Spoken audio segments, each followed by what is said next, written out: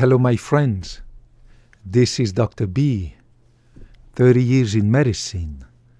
Dr. B cares about you. I love you. I care about you. And regardless of your age, gender, sexual orientation, race, religion, I do love you and I do care about you. And I love medicine. Medicine. I entered medical school 30 years ago. My God, how time passes. Already 30 years. I still remember the first day in medical school.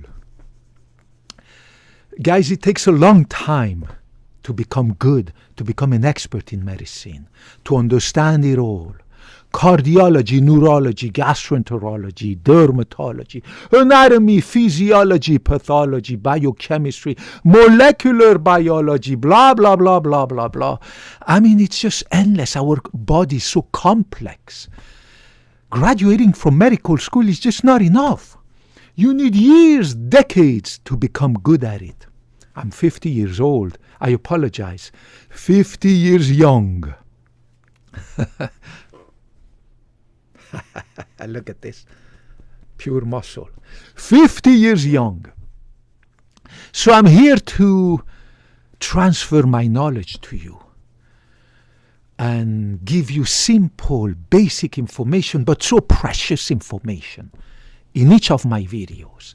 I'm not going to lecture you, give you a big lecture about heart disease and blah, blah, blah, blah, blah, blah. For half an hour. You can find this online. But then it's hard to know what is true, what is not true. Dr. B is going to give you short videos.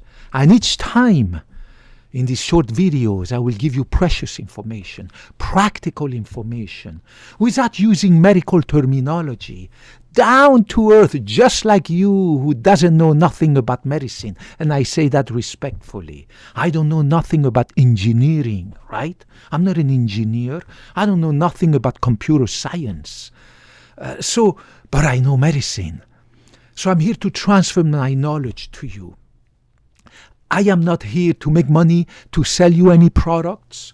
I am here because I care about medicine. I care about you. I make enough money at work, more than I need, more than I will ever need, especially knowing that I will never, ever retire from medicine. I will keep doing medicine and taking care of people until I'm 100 years old, until I'm in my deathbed. I will help people. I love people. Today, guys, I want to talk to you in a few minutes about anal hygiene, the hygiene of your anal area, of your anus. The medical term anus is used to designate that sphincter, the anal sphincter, the very, very, very, very, very, very last part of the digestive tract, right? The anus comes after the anal canal, which comes after the rectum.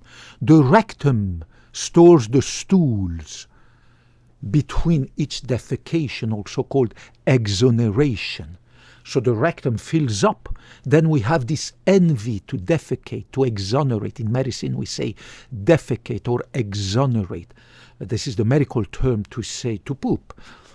And then, of course, the anal canal dilates slowly, the anus relaxes, and the fecal matter come out. After, guys, each time that you poop, don't just use toilet paper to wipe and go get on with your life. It is just not enough.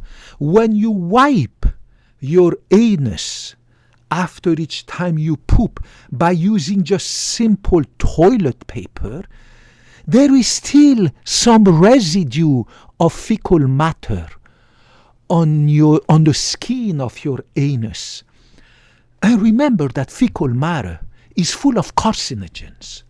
Those carcinogens that come from the bacteria degrading the proteins and the bile salts that are in the upper intestine, right?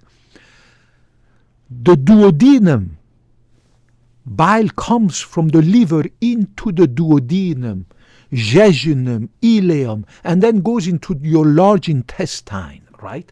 The poop gets formed into your large intestine. That poop is full of carcinogens that come again from the bacteria degrading the proteins and other chemical substances. Who cares about the details? And also the bile salts that are in the bile that allows you to digest food. So when you poop and you just use toilet paper to clean your butt, to clean your anus, there is still a lot of fecal matter that is on the skin of your anus. And over many years, a few decades, right? Because you've been doing it since you were young.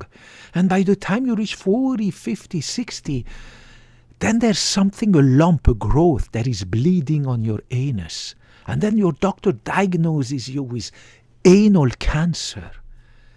Guys, there are two major causes of anal cancer. The number one is HPV virus.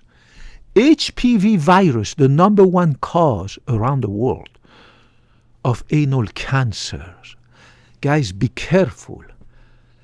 The second number two cause is poor anal hygiene. Each time you poop, you need to clean yourself, your anus, with water, tap water. It has to be cleaned with water, not just toilet paper. If you don't have a bidet at home, then you can ask a plumber to come and attach a little pipe that is attached to a little hose like they have in every household in Asia. If you go to Philippines, Thailand, Japan, in Japan they have bidet. China, Thailand, Vietnam, they have little hoses like this.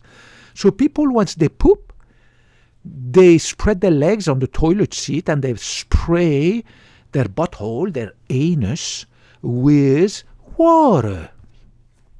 And then you just dry clean it and you're done. And this is an amazing way to improve by 100 times your anal hygiene and to prevent anal cancer down the road as you get older. Over time, over many years and decades of your life, this anus that is always not cleaned and that contains fecal matter, and even tiny little amount that you don't see. You wipe yourself with toilet paper, you think it's cleaned, but it's not clean because there's still a tiny bit of residue, but enough carcinogens of that poop, right, in the folds of your, have you seen how the anus is folded? It has little creases and folds. So you need to spread it and wash it with water. And then it's going to be clean. And then you're not going to be at higher risk for anal cancer. But don't forget HPV. Get tested. HPV is the fastest growing sexually transmitted disease. Fastest growing. Unfortunately, and HPV can cause, of course, a lot of problems in the anal and genital area. In the male, it causes anal cancer and penile cancer, right? And in the female, it causes cervical cancer, vaginal cancer, vulvar cancer, and anal cancer. You remember that actress Farrah Fawcett? She died of anal cancer, unfortunately. She was a wonderful actor, and she died pretty young, in her 60s, something like that. I forgot. Farrah Fawcett.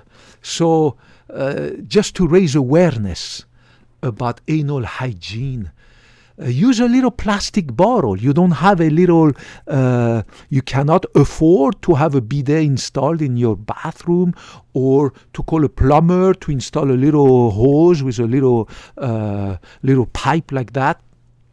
with a little handle like this that you squeeze.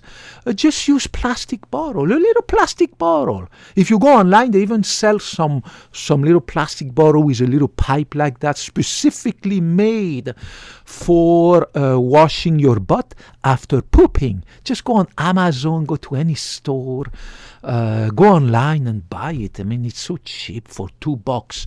And then you clean it, of course, each time.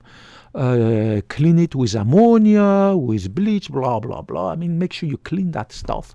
And then you put it in a little corner, in a little safe container beside your toilet seat, and you use it each time. You fill it up with water. Tap water, doesn't have to be sterile. And you clean your butt with water after each time you poop. My dear friends, I love you. I care about you. If you have any questions, get back to me down there. I promise I will get back to all of you.